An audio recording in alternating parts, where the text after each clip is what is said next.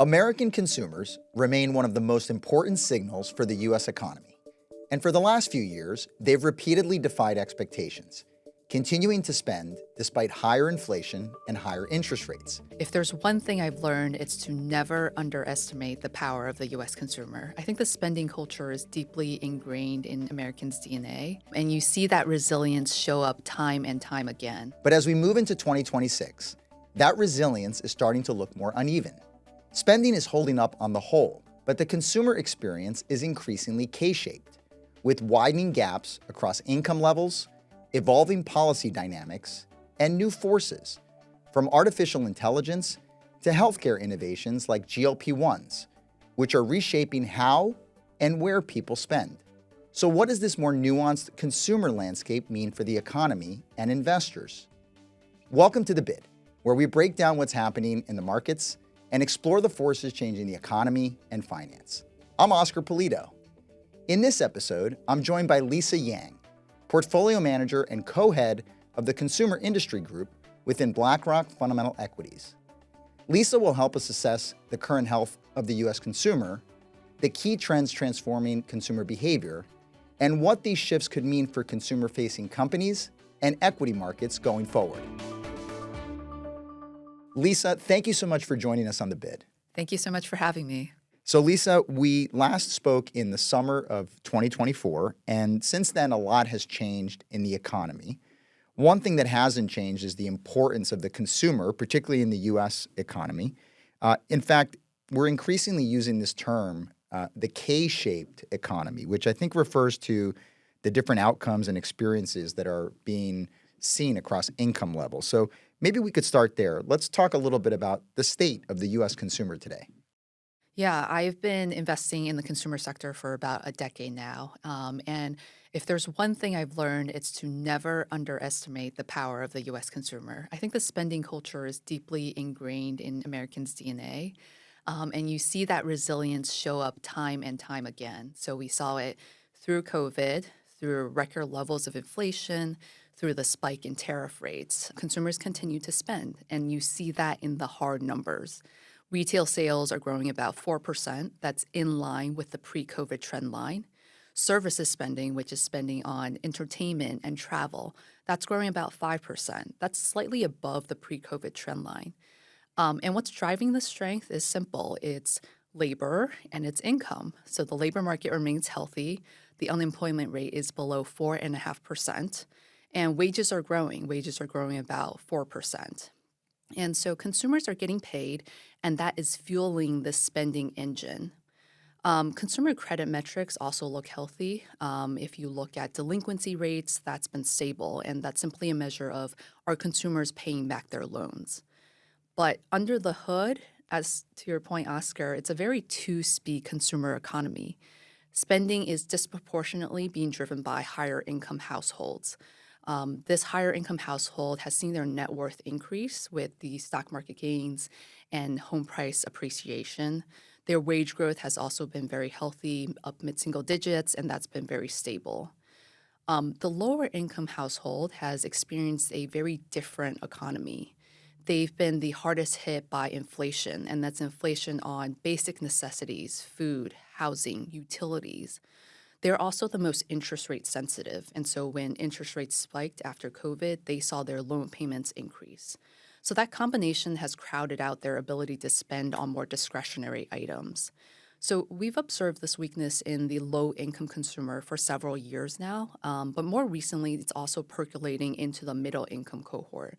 So we're observing similar types of behavior, more value-seeking, more down trading to discounter stores or private label. Beyond this two-speed consumer economy, there are also some other yellow flags that we're monitoring very closely. I mentioned it's a healthy labor market, but it is a stagnant labor market. Hiring rates are very low, and for anyone who's looking for a job at the moment, they can certainly attest to that. We're also watching for the impact of AI on the labor market. That impact has been pretty modest so far, but we are seeing more professional services firms lay off people, partly attributable to AI. And the last yellow flag is wage growth for middle and lower income households. That's been steadily coming down. So it's still growing, but that rate of growth has been decelerating. So that's a key watch point for us. So if I were to summarize all of this, the US consumer remains really resilient, but that resilience is concentrated in the high end. So the risk isn't that the consumer is going to roll over tomorrow, it's that spending is focused on a narrower base of people, while the lower and middle income cohort is behaving much more defensively.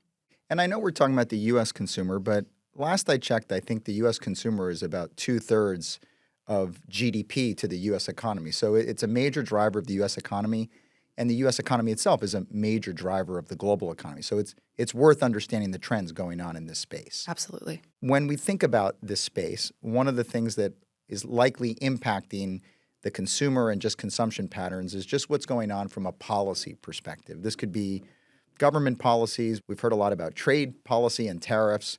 I'm just curious, when you put all of these things together, how are they impacting the way the consumer is feeling?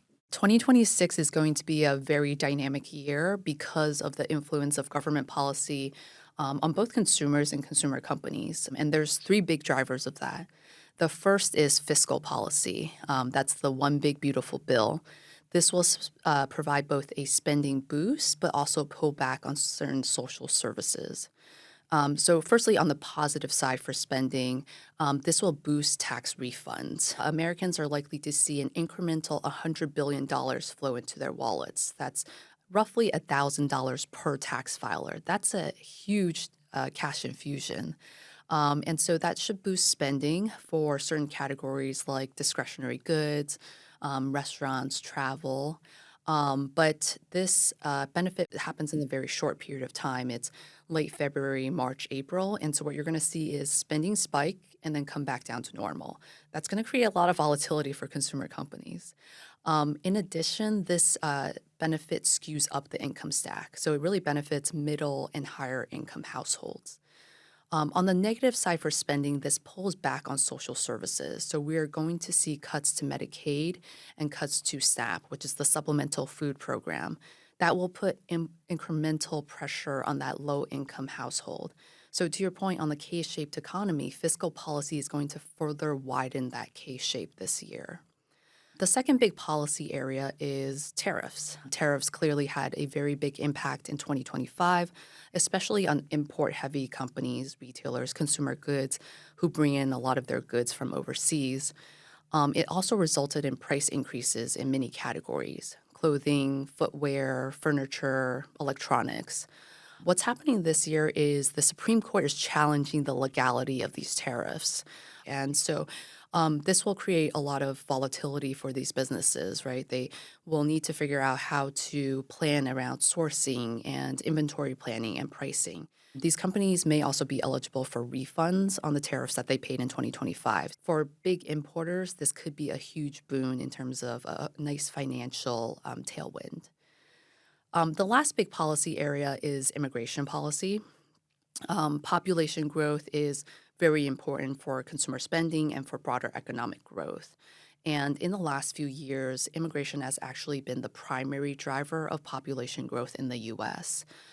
It also overly impacts consumer companies that have exposure to immigrant populations and areas of the US.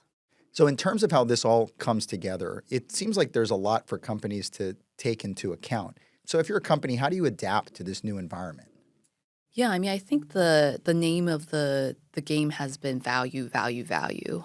In a macro environment where consumers are increasingly more discerning, they're more price sensitive, especially that lower to middle income household. And so in this environment, the winners in retail, as an example, have been the discounters. Costco offering bulk items at really low prices. Walmart with their everyday low price promise, Aldi, which may not be a household name, but is a hard discount grocer. In general merchandise, the big winners have been off-price retailers. TJ Maxx, as an example, they sell products for a 25 to 50% discount versus full price department stores. That's really appealing for consumers who still want brands, but they don't want to pay full price for those. In the world of travel, cruising has been the big winner. So cruising has always appealed to an older population, but post-COVID, it's really started to attract younger generations, millennials, people who really value experiences and travel, but are cash-strapped and they're looking for a good deal. So cruising is roughly half the cost of a comparable land-based vacation, and that's helped to drive record booking volumes for that industry. This focus on value has also driven some new trends. We've seen the rise of affordable luxury, which is in direct response to these traditional luxury companies, which have just taken prices higher and higher. And companies like Ralph Lauren or a Coach, they provide consumers with aspiration and quality, but at a much more attainable price point. This has also fueled the growth of entry-level luxury categories. So fragrances as a category has really taken off. And that's because a consumer can buy into a luxury brand through fragrances without shelling out four figures, five figures for a leather handbag. We also see in the beauty industry the emergence of dupes, copycats essentially of high quality prestige items, but they sell for 75% price discount. So the theme here is clear: value is winning. On the flip side, the brands and companies that aren't doing as well are seen as offering weak value. Traditional grocery stores, department stores, they're losing consumers to other retailers that are offering better value. Other brands are caught up in this greedflation narrative, which is the consumer perception that some brands took pricing too high, too fast post-COVID. The quick service restaurant industry is the poster child for this, especially McDonald's. McDonald's used to be known as offering great value, a cheap meal, but now consumers are paying $15, $20 for a meal there. That's causing a lot of customer frustration. So the companies in this bucket, the laggards, they're responding and they're trying to bring consumers back by reintroducing affordability. In summary, the post-COVID environment has really emphasized the importance of value as a competitive advantage. And so the winners are those who can optimize for price quality while maintaining a really cost-competitive cost structure. And the losers are being forced to reset pricing and rebuild customer trust. It sounds like the consumer's healthy, but the consumer's also becoming more discerning, is what it sounds like what you're saying. And maybe we can talk about the pharmaceutical sector, Lisa. It'd be hard to not talk about GLP-1s, which have become quite a phenomenon and very mainstream as people use them as a weight loss mechanism. How are they changing consumer behavior, and what are the companies that are most exposed to this trend? Obesity drugs are bringing about one of the most profound structural shifts in consumption that I've seen. About 10 to 15% of the US adult population is currently using GLP-1 drugs. And I expect this penetration to only increase over time. And that's because we will get lower prices, more health insurance coverage, and new formats, so pills instead of injectables. The biggest change for consumption is happening on the plate. People who are using these drugs are cutting back on food spend. They're reducing caloric intake by 20 to 30%. But most importantly, they aren't just reducing their food consumption, they're changing what they eat. So they're eating less of the unhealthy foods that they used to gravitate towards. A lot of people who are on these drugs develop aversions to these unhealthy foods. Instead, they're gravitating towards the perimeter of the grocery store: fresh foods, meats, produce, protein-forward products like protein shakes, cottage cheese, yogurt. This change in the grocery basket is being amplified at the household level. That's because GLP-1 usage skews female, and women are the primary decision makers when it comes to grocery shopping. So food spend sees a reduction, but there are certain categories that see an uplift. One of those is clothing. Someone who goes on these drugs, they're losing 15 to 20% of their body weight on average. That requires a complete wardrobe refresh. One of the really interesting statistics I've seen around this is in New York City between the years of 2022 and 2024, the sales of women's tops that are size small or smaller have increased by about 12%. And at the same time, the sales of women's tops size large and larger have fallen by about 12%. So you see this in the hard data. Another industry that's benefited is beauty. What happens when you lose a lot of weight is something that's termed Ozempic face, which is kind of a hollowing out of the cheekbones, a sagging of the skin. And women are turning to the cosmetics industry, procedures, makeup, skincare to kind of address those issues. So GLP-1 isn't just a pharma story, it's a much broader consumer story. It's really changing how people are consuming. And as penetration of this drug increases, that effect is only going to multiply. Lisa, let's talk about AI, which I imagine has some impact on the consumer, or perhaps the impact is more on the companies who cater to the consumer. Where do you see AI playing into the consumer economy? Yeah, so AI is going to affect us in a few ways. It's changing how we as consumers shop, and it's also changing how consumer companies market to us and develop their products. So let's talk first about how we shop. Agentic commerce is probably the biggest force impacting the consumer sector. So we're moving from this traditional model where we go online or go on an app, we search, scroll, compare, and then check out to interacting with an AI agent where we're telling the agent, these are my preferences, these are my constraints, this is what I'm looking for.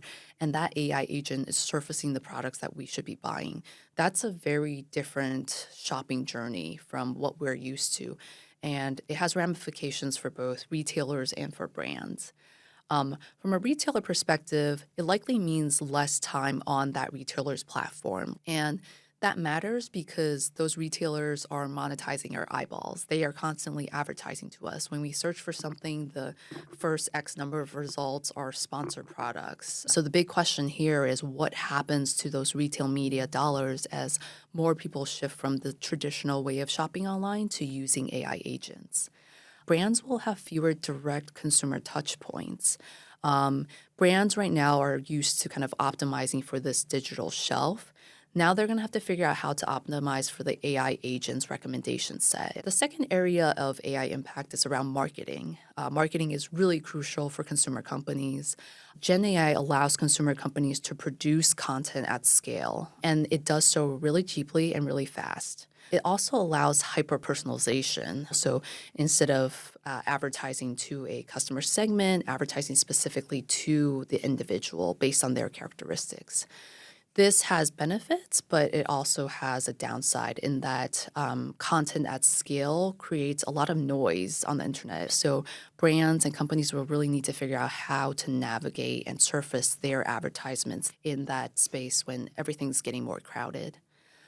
So AI will help these companies keep up with this really fast pace.